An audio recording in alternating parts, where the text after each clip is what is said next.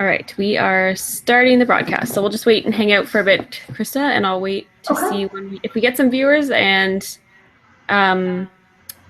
if I can find out that they're here and where they're from. Just so that if people land on our event page, they see something.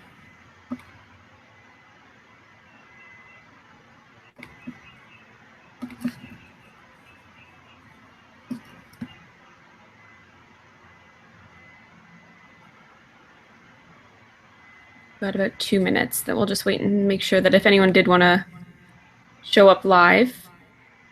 Sure. If not, we'll just do our thing and chat. We'll dive in. Yep. Yeah, we'll dive in at about 11. I'll start to intro you, and then I know that there's people that want the replay, so they couldn't make it. They were teaching. They were actually teaching today. That's a good thing. Yeah, yes, that's a very good thing. All yoga teachers should do that, especially today. Yes. Of all days. International Yoga Day.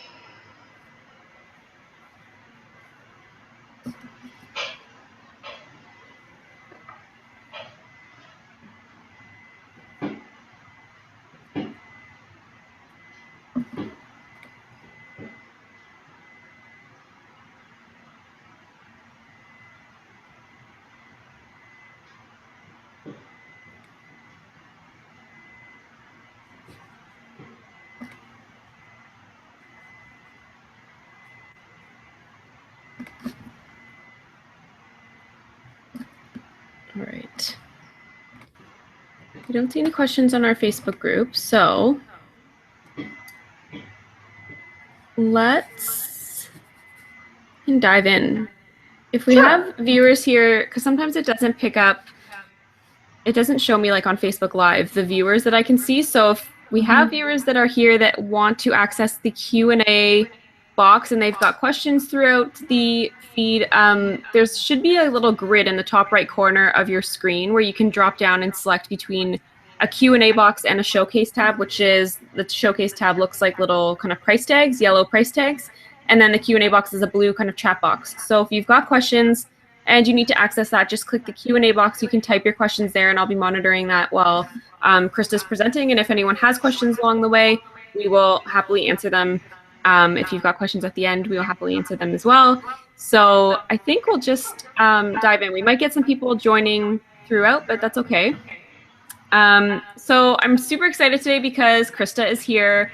Christa Fairbrother is here joining me, and she's a member of the Facebook group online, the Build Your Brand Facebook group for teachers, yoga teachers. And we connected a couple of months back, I think now already it's been, but we've scheduled this chat for a little bit of a spotlight feature so that Christa can share her experience with branding herself down into a niche and the way she's gotten to kind of from point A to point B, and how she brands herself or uses certain tools and kind of tips and tricks to keep her brand really accessible and relevant to her audience, because she's got a very specific audience. And to get us starting to think about how to stay relevant and communicate with those people specifically, there's lots of ways we need to be thinking about how to keep our brand and our yoga teaching and our language, all of these things accessible and relevant to who we're teaching. Because while we might be at a point in our journey and we might be at a certain level or understand certain things or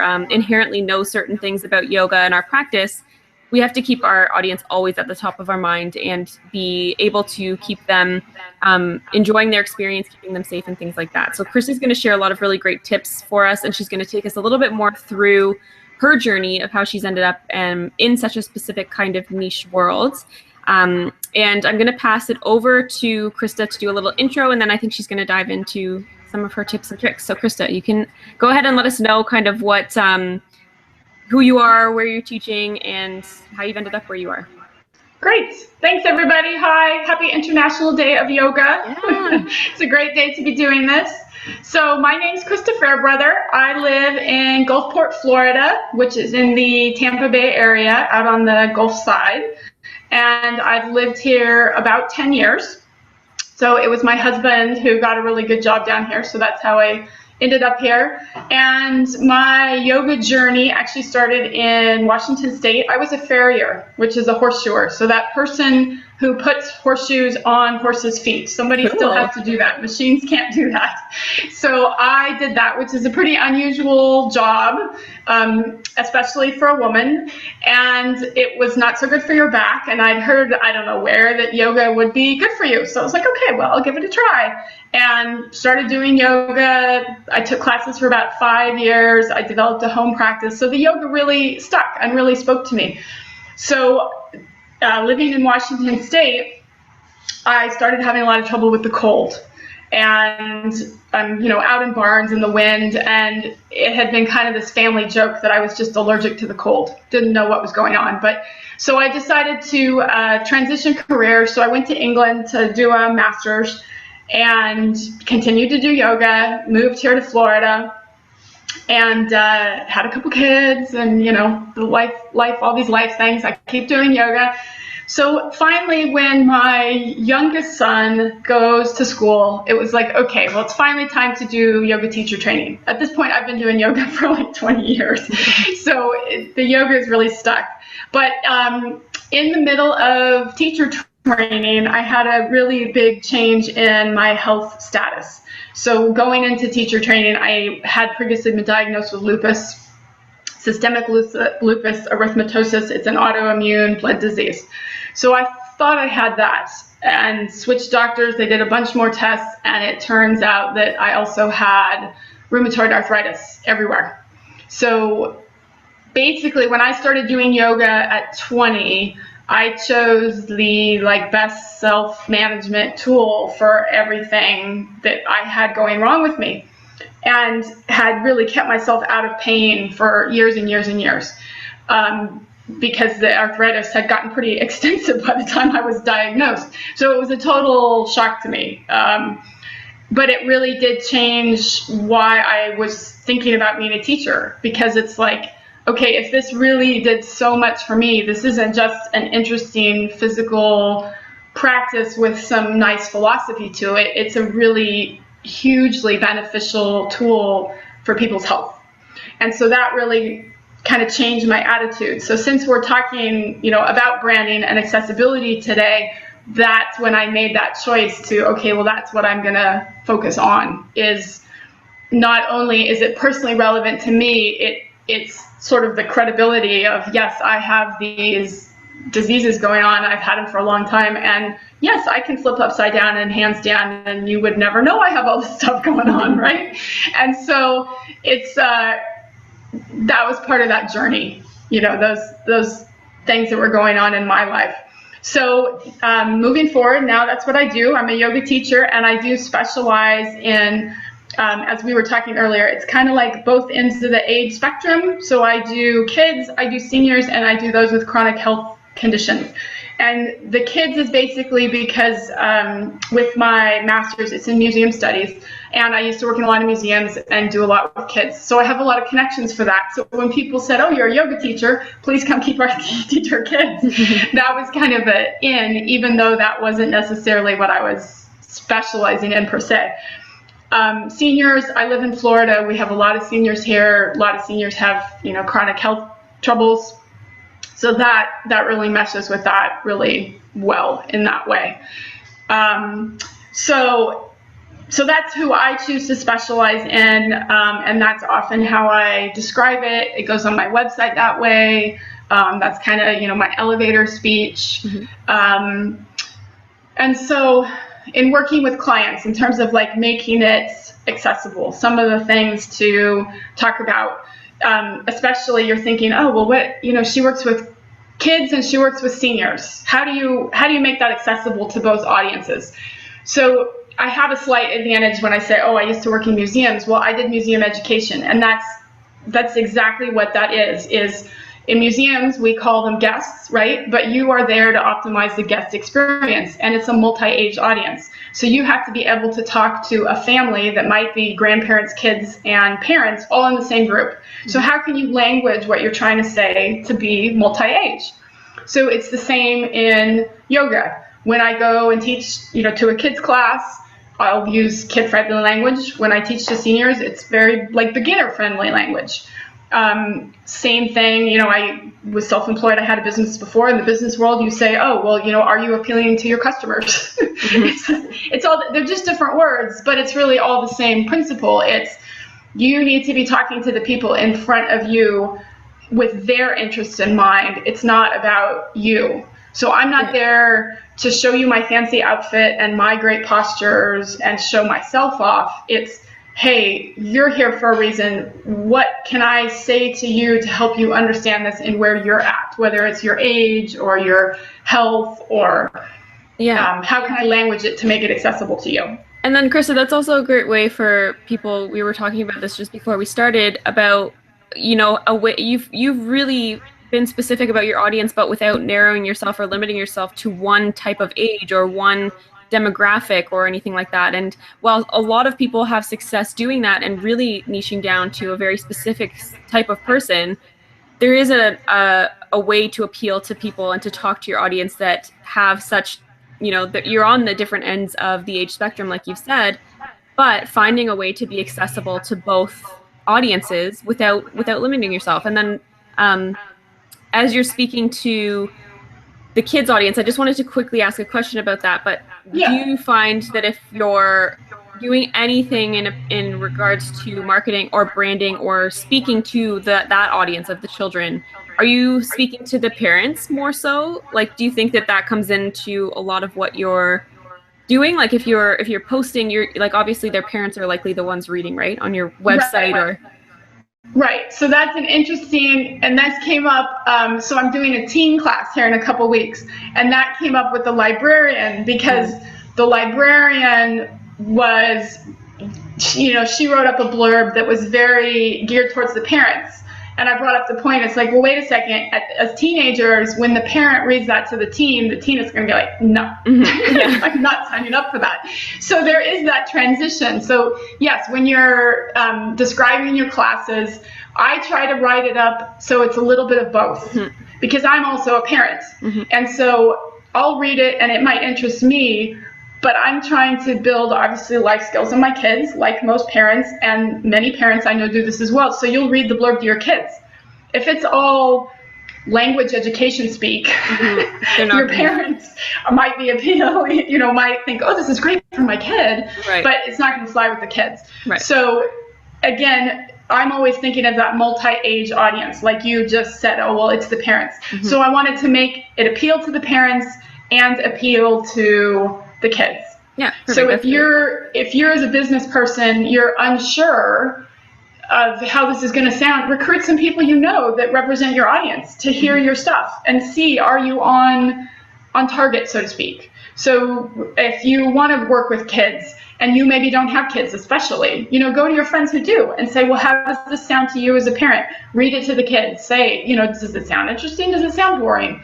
And keep those kinds of things in mind, because it's easy to assume and think, oh, well, we took a marketing class, we know who our audience is. Well, ask. That's another big thing about, being accessible is it's a dialogue.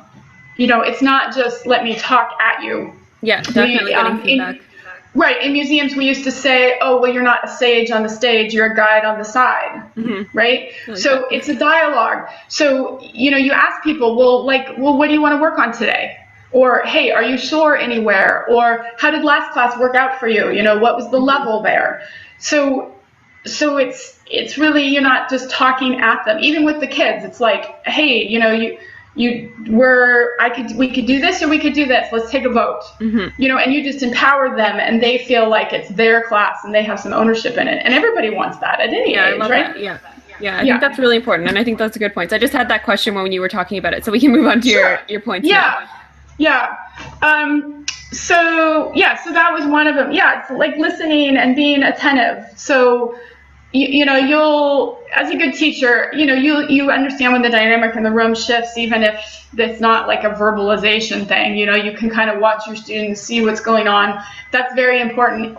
If you think about accessibility in terms of, are you trying to make your classes much more multi-skill level?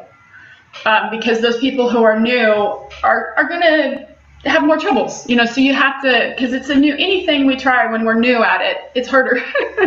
So you have to verbally ask as well as, you know, visually kind of keep on task and have that sense of energy in the room. So that's important.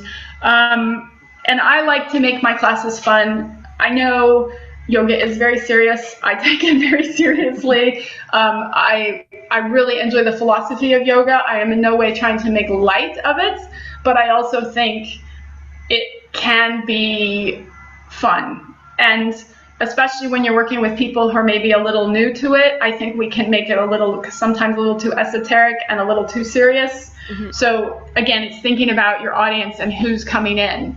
Mm-hmm. And that works for the audience I work with. Obviously, I work with beginners, I work with kids. If you're working with really advanced students, they might see that as, well, you're not taking this seriously. Mm-hmm. So again, that's the importance of knowing your audience and languaging to your audience. Very important. So that's one thing, because I'm trying to make yoga accessible to diverse audiences. I try and make it fun and focus a little on the lighter side. You know, the philosophy is there, but it's just a little bit of class. It's not every single thing I say.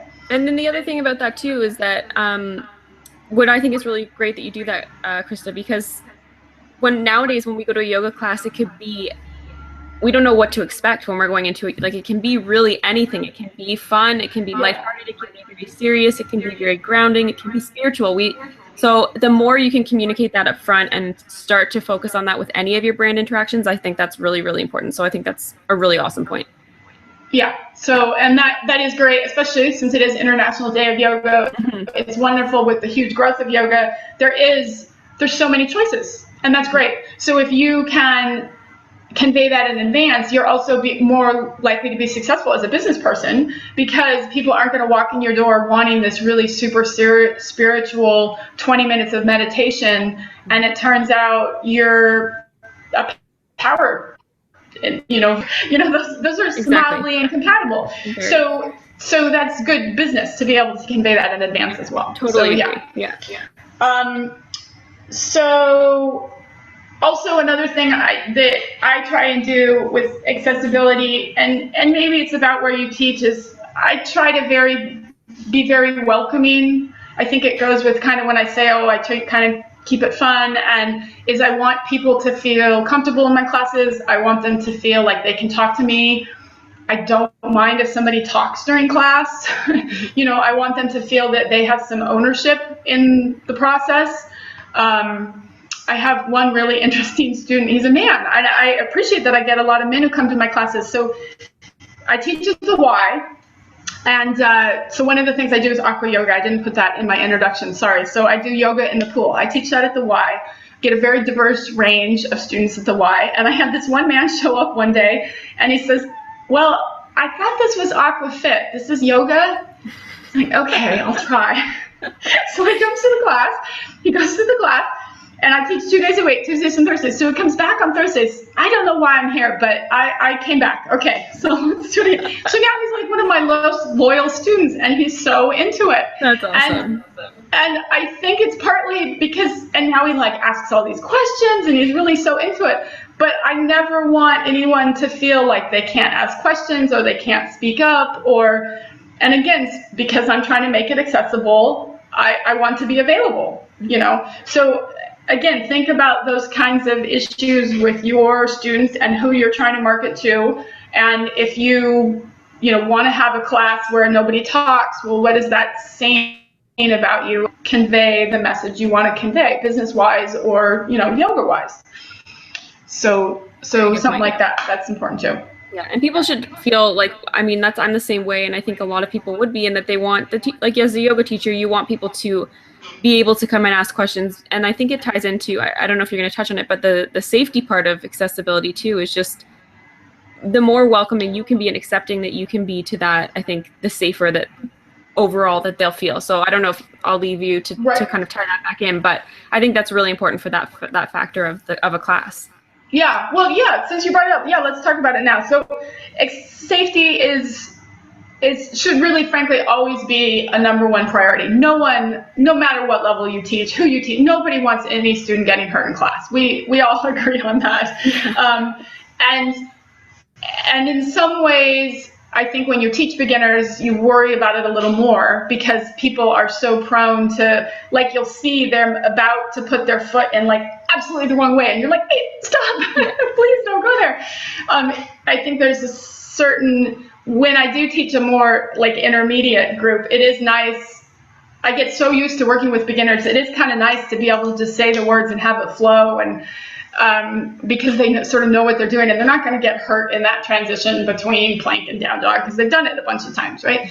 But so safety, knowing those kind of sticky points where people are more likely to hurt themselves in certain postures, so that you say it in advance. Again, the being warm and welcoming. So if somebody's like, this isn't working for me, they'll speak up on their own. That's important.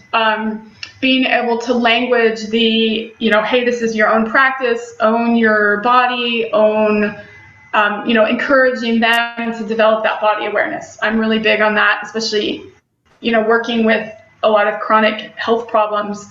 That's a huge issue in chronic health problems. You have to be able to know, well, how do I feel today? How does that relate to yesterday? How does that maybe relate to a medication change? How am I going to report this to my healthcare provider, right?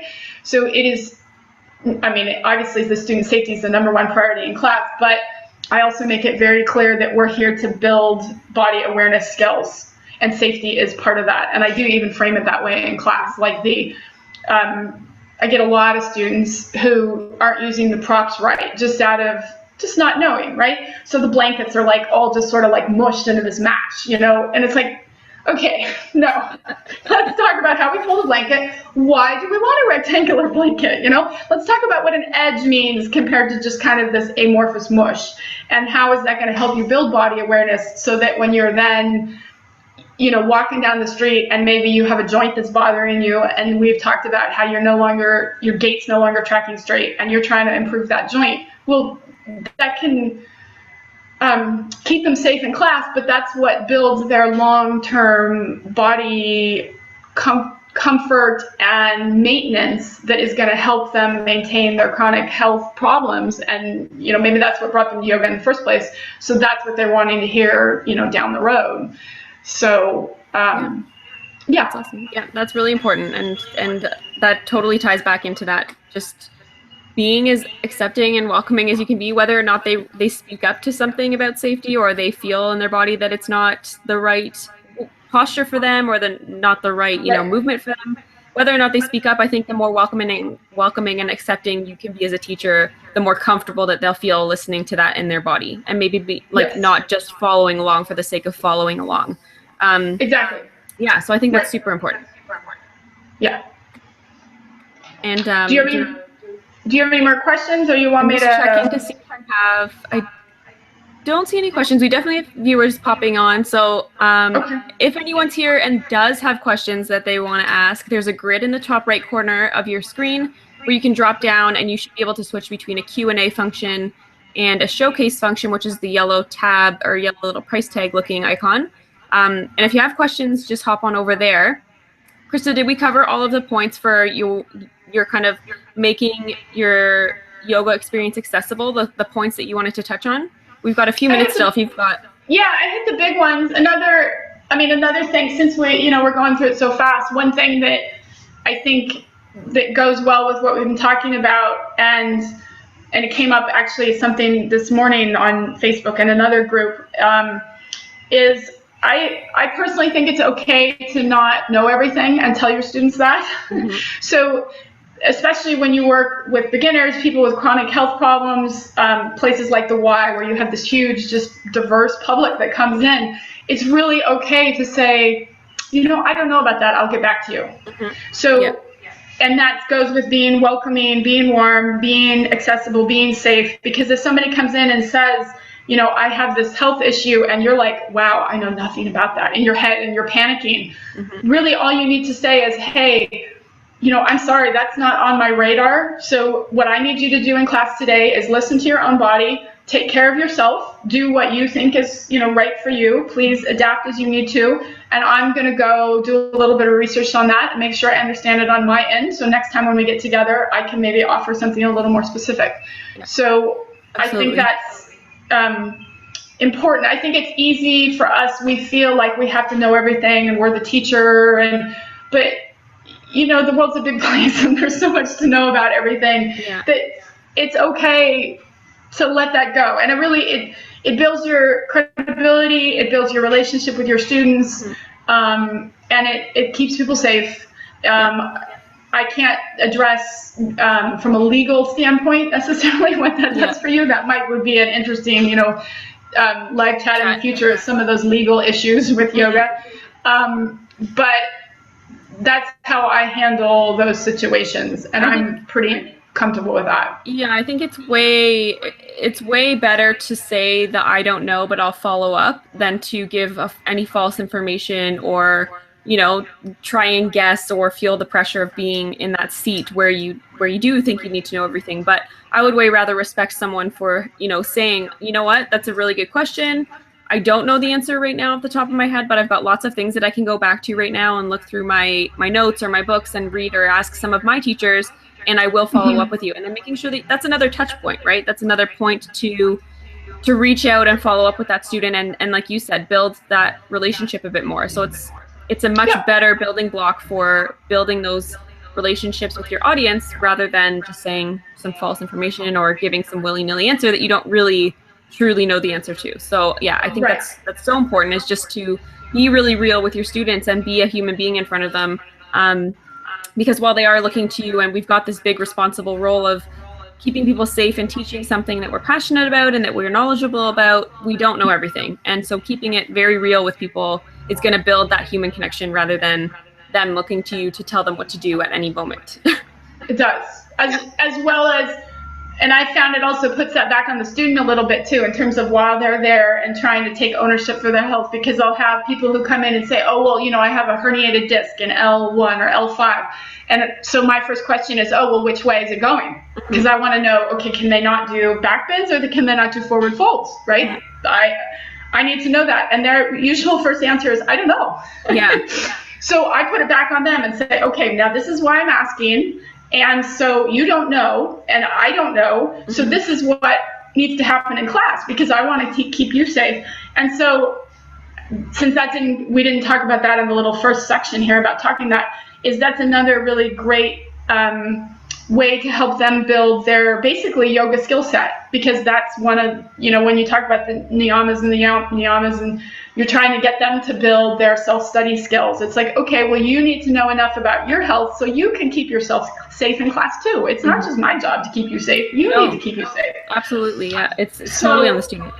Yeah, and so that it builds that skill in them, and I think it also builds their appreciation of yoga, because they realize, wow, this is a great, really powerful tool that has this huge diverse range of things I could be doing. And the more I know about myself and the more I bring to the table, the more I can get out of yoga. So I think it's a really good, just reciprocal relationship, that sharing of, information.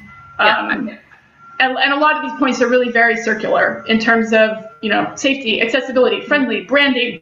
It's like the circle you can keep going around. It is, yeah. I think ultimately, to summarize it all, it's really about getting familiar with the people that you're talking to. And I really liked your point at the beginning where you said, we stand in the seat of teacher, we stand at this point, and we're trying to talk to this point. So if we don't actually have that connection, or like you said, if you're not a parent, but you want to be speaking to parents, or you don't have kids, but you want to be speaking to kids because you want to speak to them and be relevant to them, ask people, and always just be asking for feedback. And the more that we can get to know our audience on a foundational level And the more we can start to pay attention to the language that we're using and the imagery that we're using, say if we're talking about branding and all of these different things, and being, you know, welcoming and going that extra mile to know our boundaries as teachers, know what we don't know. All of these things kind of tie back to just being able to give your audience an experience that they feel safe, they feel welcomed, they feel like they're resonating with you as a teacher. So the more that you can get to know about them and the more that we can focus in on them, the better and the more effective we'll be at providing that really awesome experience for them. So I think you've done such a good job at covering the range, like you said, and showing us the ways that we can be accessible and that we can start to reach different students and different audience members that maybe aren't all in the exact same category. You know, you talked about children's yoga because you've had connections into the industry via, you know, the museum history and stuff like that. So you've gotten this audience because of connections. So there's one group that you're speaking to, and then you've got the seniors because of the demographic in your location, and that seems to be something. And you've got your Aqua Fit, which is also that demographic. So you've been really good at helping us see how you can be accessible and still know your audience and talk to them effectively, but not even like you get to know these things as you go. It's not that you have to focus in only on Aqua Fit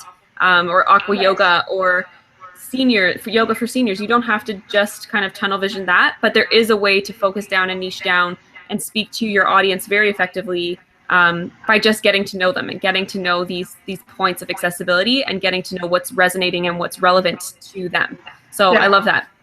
Christa has some of her links. So if you go up to that grid, any live viewers, if you go up to that grid in the top right corner of your screen and you drop down from the Q&A, you'll see yellow price tags there, the yellow kind of price tag items.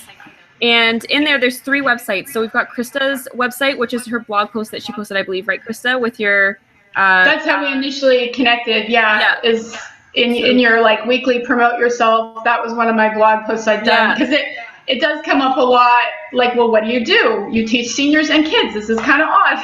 So it was to help my audience understand a little bit that, no, I'm really keeping your best interest in heart, and this is how. And so now since I've written that, if any clients are interested, I could just refer them to that. So that's the link to the original article. And it's 20 ways that she makes yoga accessible to her audience. So that's a really good read. And then she's also linked to Yoga for Arthritis, the organization that you do some kind of, you're tied to as well.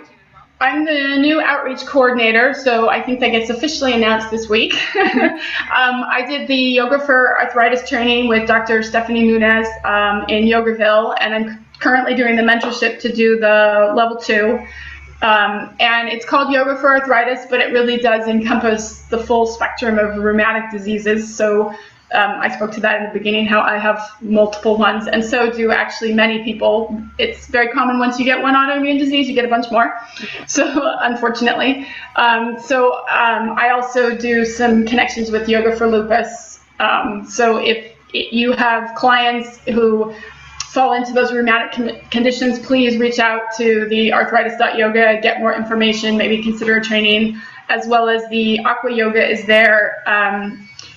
Camilla Nair is the person who I did the training with. It was a really great training, and the Aqua Yoga, I find it a really amazing modality for the people I work with, because I do work with a lot of arthritis patients. You can't get down on the floor. You can't necessarily do the hour-and-a-half, flow class anymore. Well, what do? Well, in the pool, I can take somebody who's had like a hip replacement and put them in Half Moon or Warrior 3, and they're so excited to be able to do something that fun and big. I find it a very empowering modality. So it's a lot of fun. I really enjoy teaching it, and so I'm a big proponent of it. So I'm not affiliated with Camilla's business, but if anybody's interested, that's the link. So look her up. Yeah, and definitely check out those links in the showcase for live viewers. And then if you're watching the replay right now, I'm going to link them below in the description section, so you'll be able to see those. And Christa, I think I'm going to put it out there, but if anybody does have specific questions for Christa and how she's kind of gotten to where she is, or if you're interested in these Yoga for Arthritis programs or the Aqua Yoga, or you want to talk to her a little bit more, I'm sure she wouldn't mind you reaching out to her in the Facebook group. Christa Fairbrother, she's in there. You can just tag her. And if you have any questions, just making the personal connection, because I'm sure she's got lots of kind of experiences she can share with you if you're thinking about going down that path, or you need a little bit of direction. Questions about anything? Yeah, feel free. Sure. Look me up. I'm all over social media, like many of us. So anytime.